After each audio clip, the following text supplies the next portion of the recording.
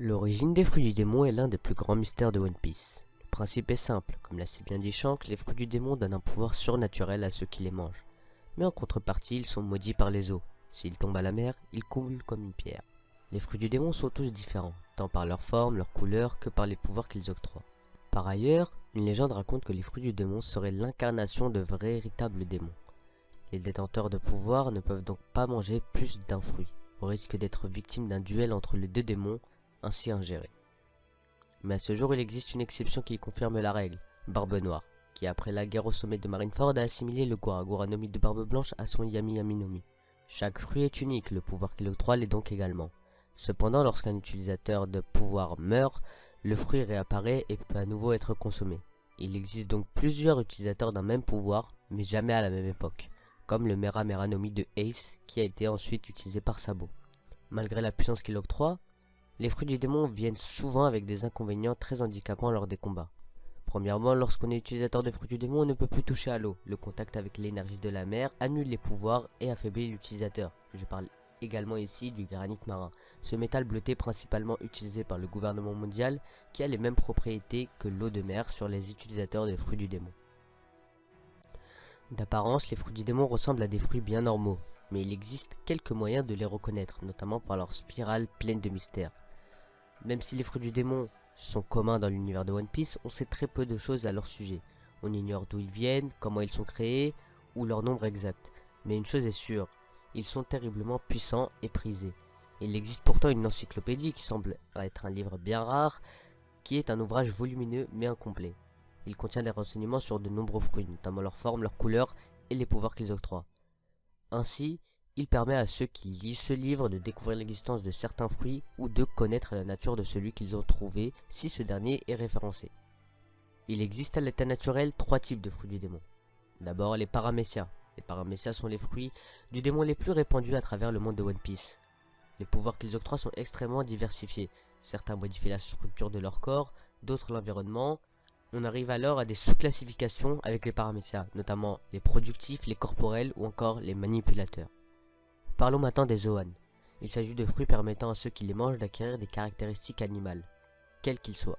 Il existe ainsi plusieurs sous-catégories, ainsi que plusieurs versions d'un même fruit. Parmi les sous-catégories, on notera les Zoan antiques et les Zoan mythiques. Pour parler de Logia, ces fruits sont considérés comme les plus puissants, car ils transforment littéralement ceux qui les mangent en un élément naturel et leur permettent de le contrôler et de le créer. Ce qui les rend totalement insensibles aux attaques physiques classiques, à moins que leur élément lui-même soit sensible à l'attaque en question. Les fruits du démon peuvent atteindre dans des cas extrêmement rares un nouveau niveau de puissance en s'éveillant, une étape encore méconnue du développement des fruits du démon. Les effets semblent différer selon les types de fruits. Chez les Zoan, l'éveil leur accorde une forme humanoïde massive dotée d'une force et d'une capacité de régénération hors norme. Chez les paramécias, l'utilisateur peut pour l'instant transmettre ses pouvoirs à l'environnement l'entourant et l'utiliser comme s'il s'agissait de son propre corps. Chez les Logia, l'éveil est encore inconnu.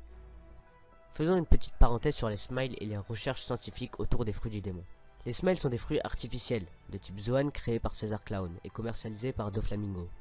Ils sont tous sans exception fabriqués à Dressrosa et font l'objet d'un immense trafic entre Doflamingo et Kaido. Le Dr Vegapunk a tenté de créer des Zoan artificiels, mais ce fut un échec, malgré la création de prototypes.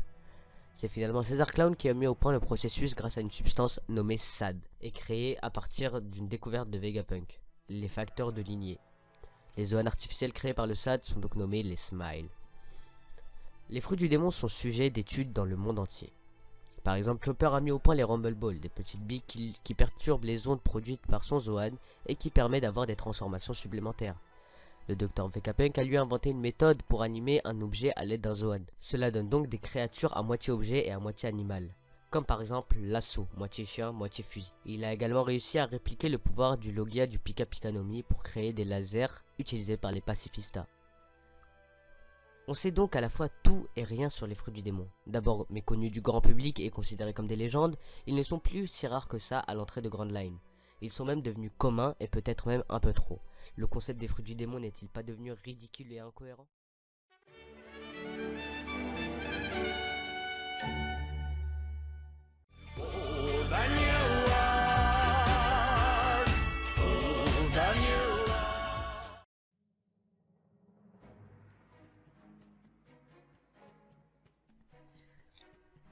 Donc, avant tout, qu'est-ce que tu penses de ce sujet justement? Est-ce que les fruits du démon ils sont devenus ridicules et incohérents? Absolument pas. Non, ni ridicule ni incohérent.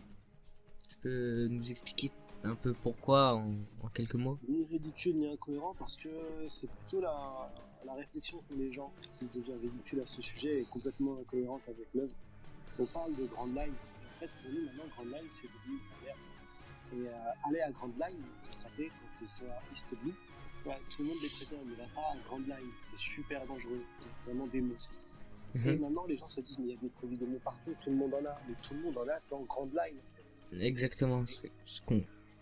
L'océan, enfin, c'est la mer la plus dangereuse du monde, qui est séparée en deux parties. Donc, Paradise, qui est la première partie, donc, avant l'ellipse, et la partie du coup post-ellipse. Mais du coup, c'est absolument pas. C'est réservé à un seul type de personnage. Là, ça deviendra incohérent. Parce que ça voudrait dire que ça soit un arbre vraiment. Enfin, que limité, alors que One Piece, c'est pas du tout ça. Il n'y a aucune limite dans l'imaginaire dans One Piece. Justement, Et c'est ça serait ça. limité et brider l'œuvre. Justement, c'est un des arguments que les personnes qui trouvent justement que ce n'est plus crédible, c'est qu'il y ait justement trop de fruits et que ce serait opposé à l'idée de rareté des fruits du démon qu'on nous donne depuis Ils le sont début. rares. C'est ça. Ils sont rares parce que Ils sont comme on dit, il rares, y a trop de mais produits des mois. Grand Line, c'est tout. exactement. Grand Line, c'est pas le plus long, mais je veux dire, c'est pas East Blue, c'est pas North Blue, c'est pas South Blue. C'est vraiment. Et ça, c'est un débat que j'ai. Clairement, non, je suis vraiment pas d'accord sur ce point-là. Et je suis content d'en voir autant sur Grand Line parce que c'est Grand Line. Rien que d'y survivre, en fait, c'est déjà énorme. On s'en rend même plus compte. C'est énorme. Et ça permet en fait. C'est un élément tellement important dans l'univers de One Piece. C'est un élément tellement important dans l'univers de One Piece que pour moi, c'est normal qu'il y en ait. S'il n'y en a pas assez, je serais pas content. Clairement. Ouais.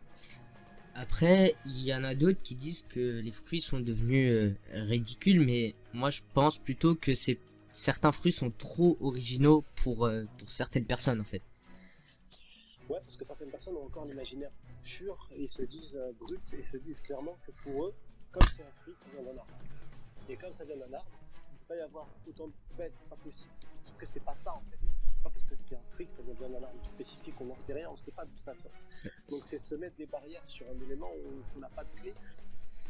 L'univers où il n'y a pas de barrière. C'est l'univers même. Tu peux pas prendre un univers qui est tellement ouvert et original comme One Piece, Ça- clairement, Ouais, je vois ce que et tu veux dire. et le brider en sélectionnant les fruits du démon. Il doit y avoir des fruits du démon, what the fuck. Il en faut, c'est drôle. Et c'est l'univers même de. C'est la définition, Bah, je pense. une fois qu'on est entré dans l'univers, faut se plier en fait à la logique de cet univers en fait. Exactement. C'est comme ça dans ce monde et voilà, c'est tout. Je Mais vois. sur Grand Line, là où du coup on suit les aventures, et c'est là où on passe le plus de temps, que ce soit à Paradise ou dans le Nouveau Monde, c'est normal d'en voir un paquet.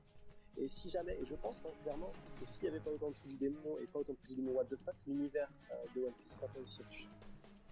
C'est possible, oui. C'est vrai que des fruits du démon, c'est à la fois tout, des pouvoirs, etc. Mais en réalité, on sait rien du tout sur leur origine, sur On tout n'en ce qui sait se rien passe du en tout. fait autour de l'idée de fruits du démon. On sait pas d'où ça vient, on sait pas comment ça se fait, on sait pas pourquoi. Et en fait, Actuellement, les seuls éléments qu'on a, c'est des théories, et rien d'autre. Et les théories restent des exactement. théories. Et en fait, j'ai été surpris de trouver que cette force, que je pensais être justement un point fort à One Piece, en fait, le mystère autour des fous du démon, il déplaît à pas mal de monde en fait. Quand j'ai fait mes recherches, j'ai vu que beaucoup de monde critiquait le fait qu'on sache trop peu de choses sur la base des pouvoirs dans l'œuvre. Qu'est-ce que t'en penses, toi? Bah, je pense que c'est, pour moi, encore une fois, c'est la puissance de cette œuvre. On parle des dits, on sait rien sur les dits actuellement. Le siècle oublié, on a très peu d'informations, et c'est le même cas pour les traits du démon. On a très peu d'informations. À chaque fois qu'on a une réponse, on a deux fois plus de mystère de toute façon. Exactement, à chaque fois qu'on s'approche, quand Barbe Noire réussit à récupérer ses deux fruits du démon, sous le drap noir, là il y a eu un tas de mystères. Après, hop, Amen qui se fait bouffer par Big Mom, et là Big Mom récupère le fruit du démon de Mother Caramel. Donc là, les théories, c'est parti, il suffit de manger le cœur. Donc ça voudrait dire que Barbe Noire, il a mis gras, il a bouffé le cœur il a bouffé le cœur de Barbe Blanche pour récupérer son fruit du démon. On sait pas en fait. Il y a tellement d'éléments différents et c'est intéressant en fait. C'est ça qui est fort. Le manga a plus de 20 piges. On n'est pas encore à la fin du manga. Clairement Il y a pas. encore beaucoup de questions. C'est des questions et on sait qu'on va avoir des réponses en fait. On sait qu'il y aura une réponse qui sera donnée. Et moi, c'est à ce moment-là qu'il faudra critiquer. C'est si la réponse tue la merde, qu'on n'aime pas, qu'on trouve ça pas cohérent, que ça soit dégueulasse. Ok, là tu peux critiquer parce que c'est subjectif. Mais actuellement, on critique sur de l'ignorance pure. Donc, on peut pas critiquer alors qu'on ne sait pas. Et pour moi, vraiment, il n'y a aucun fondement sur les critiques sur les fruits du démon. Et les fruits du démon font partie. C'est la capacité principale de Luffy, c'est un homme élastique. Et ça résume bien, il n'a pas le pouvoir le plus claqué en soi, le mec c'est juste un homme élastique. Mais il arrive à faire des choses de dingue en véhiculant des messages super importants et propres à l'œuvre. Et c'est ce qui fait clairement que les fruits du démon sont importants. Mais vraiment. Les fruits du démon sont importants, oui, mais certaines personnes, justement, du fait, les mêmes personnes qui disent qu'il y a trop de fruits, disent qu'une partie de ces fruits sont inutiles. C'est vrai que ça fait partie de l'enrichissement de l'œuvre, des pouvoirs et de l'univers en fait. C'est l'univers qui est comme ça. Mais est-ce que tu comprends que certaines personnes puissent trouver que des pouvoirs sont complètement inutiles et pourraient être ellipsés, tu vois? Ouais. Moi non, je vais être honnête, je comprends pas. Vraiment pas. Et quand on parle de canon, je parle pas des hors-séries. Oui, oui, oui. Avec un fruit du démon ressemblant à celui de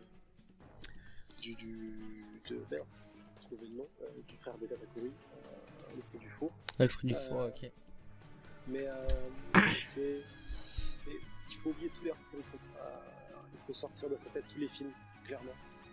Et se plonger vraiment sur le choix des fruits du démon dans l'histoire de A à Z. Personnellement, je le vois.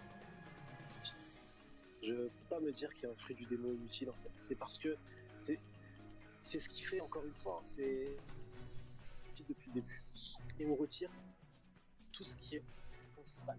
Donc, tous les petits éléments qu'a mis Oda, des personnages importants mais qui ont un fruit du démon, des personnages qui du coup pas importants qui ont un fruit du démon bizarre, vraiment chelou. Et bah, si on retire, et bah One Piece perd en qualité. C'est pas un défaut, au contraire, c'est un univers. C'est ce qui fait